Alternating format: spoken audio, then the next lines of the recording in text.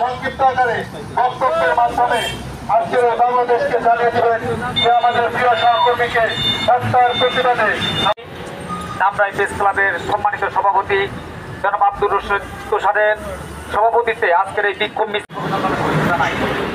প্রিয় সাংবাদিক ভাইরা, আপনারা জানেন আমাদের প্রিয় দেশে যদি সাংবাদিক কার্যক্রম যে একজন সাংবাদিক সমাজের অসঙ্গতি দূর করার জন্য প্রাণপণ চেষ্টা করে যায় তার লেখনের মাধ্যমে।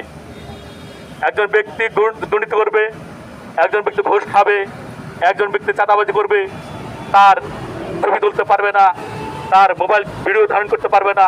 এটা কোন দেশের আইন হয়েছে? আমরা চাই আমাদের মুক্ত স্বাধীনতা, আমরা চাই আমাদের বাক স্বাধীনতা, আমাদের লেখনের মাধ্যমে যাতে আমরা নিরাপদ থাকতে পারি। সরকারের কাছে আমরা জোর দাবি জানাচ্ছি।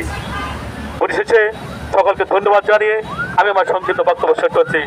খুন হয়েছে, যারা খুন করেছে আবারও দৃঢ়কণ্ঠে বলতে চাই, এই সরকার বিচার বিভাগ যেন যারা সম্মুখে তাদের ওইভাবেই তাদের মৃত্যুদণ্ড কার্যকরের প্রকাশ্যে, এই বলে আমার গাজীপুরের একনিষ্ঠ সংবাদকর্মী আসাদুজ্জামান তুহিনের নির্মম হত্যাকাণ্ডের প্রতিবাদে এবং তার হত্যাকারীদের বিচারের দাবিতেই আজকে আমরা এখানে দাঁড়িয়ে আছি। আমরা ভারাক্রান্ত, আমরা আসাদুজ্জামানের আত্মার সেই রকম একটি ঘটনার কথা উল্লেখ করে আজকে আমি আর সংক্ষিপ্ত বক্তব্য শুরু করছি। গাজীপুরের সাংবাদিক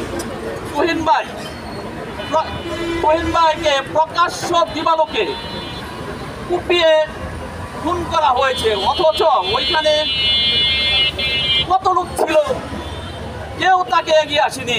যার কারণে আমি বলেছি সাংবাদিকের বিপদে কেউ না। আসলে তারা সাংবাদিক এখন এমন একটা অবস্থান তৈরি করেছে, কোনো সাংবাদিক কোনো বিপদে পড়লে সকল সাংবাদিক ঝাঁপিয়ে পড়বে।